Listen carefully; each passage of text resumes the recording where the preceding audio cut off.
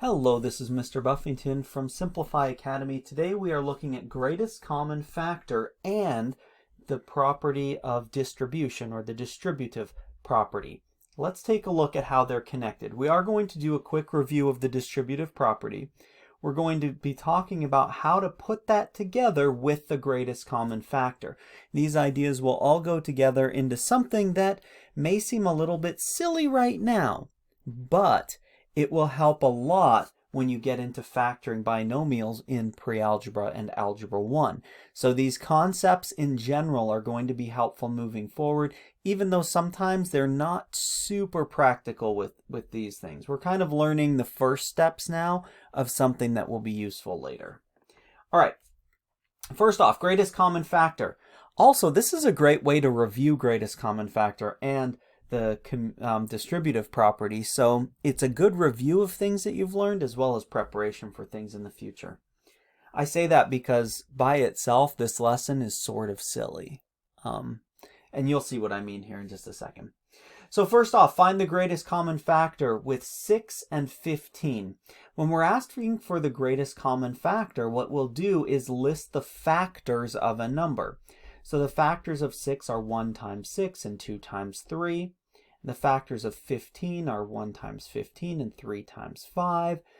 And we look for the largest number that's in both groups. So 3 is the greatest common factor. It's actually the only common factor between 6 and 15. Yay, special. All right, so that's the greatest common factor. And that's how you calculate it using two numbers. Now, let's go back and review the distributive property. The distributive property is when you multiply times each term. In other words, you have something outside of the parentheses like this 3, and we need to multiply it times the 2 and also times the 5. And what goes in between them is addition. All right, so we're joining together those terms, 3 times 2 and 3 times 5. All right, now, what we can do when we're solving this would be to then say 6 plus 15, like that, right? 3 times 2 is 6, 3 times 5 is 15. Now we're going to put both of those pieces together, the greatest common factor and the distributive property. Find an equivalent expression using the greatest common factor. And our expression is 4 plus 6.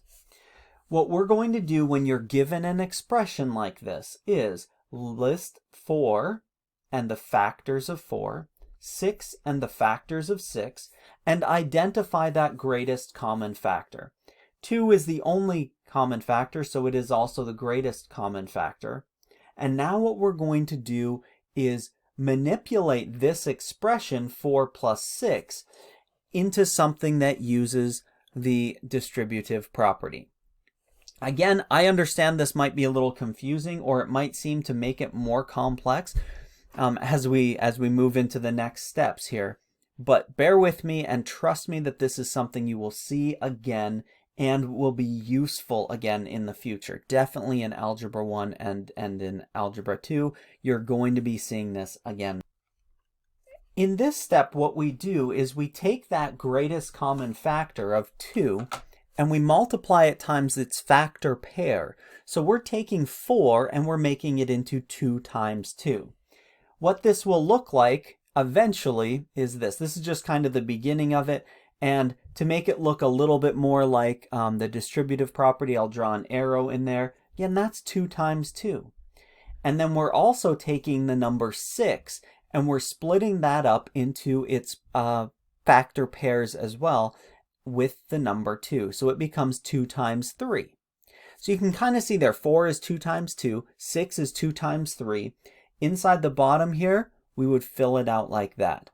And again, if we worked backwards from using the distributive property, you'd have 2 times 2 plus 2 times 3. So we're basically doing the opposite of using the distributive property. And we're doing that using the greatest common factor. Again, like I said, I understand that this makes it look more complicated. But when we get into using variables and things like that, this will make a lot more sense. So stick with me, Trust me that you will definitely see this again, and we're going to move on to practicing this concept. So I want you to find an equivalent expression using greatest common factor for this expression, 21 plus 14. We're putting all of it together. First off, find the greatest common factor. Write 21 as a factor pair of the greatest common factor times a number. Write 14 as the greatest common factor times a number. And try to get that final step. Just try this one out. See what you get. Go for it. All right, practicing does help to make progress towards understanding this. So here we go. 21, there are the factors. 14, there are the factors. The only common factor for these two is 7, so that is also our greatest common factor. That means I'll rewrite 21 and 14 as 7 times 3. Remember, that's this part of my expression. And 7 times 2, which is this part of my expression. Remembering that 7 is being multiplied times the 2. So the expression is 7 times the quantity of 3 plus 2. Also, something that you should probably take note of is that multiplication symbol is not needed. 7 times 3 plus 2, if that multiplication symbol were gone, it would be the same. It would mean the same thing. On the worksheet, you will not see that multiplication symbol. All right, so just be aware of that. All right, here is our next question. Filling in the blanks is a good way to try to solve this type of question. So we are going to kind of do a fill in the blanks. First off, we want to find the greatest common factor between 12 and 20 because our expression is 12 plus 20. So we'll find those, and then we're going to fill in these blanks. So I've given us some blanks here to fill in. Notice I got rid of the multiplication symbol because it's not necessary. But you'll just fill in those blanks as we go. First off, list all the factors of 12. 1, 2, 3, 4, 6, 12. List all the factors of 20. 1, 2, 4, 5, 10, and 20. We now identify all of the common factors. We have 2 and 4. We're going to use the greatest common factor, which is 4. And we'll rewrite this expression, 12 plus 20, as 4 times 3. Those two numbers go there and there, plus 4 times 5.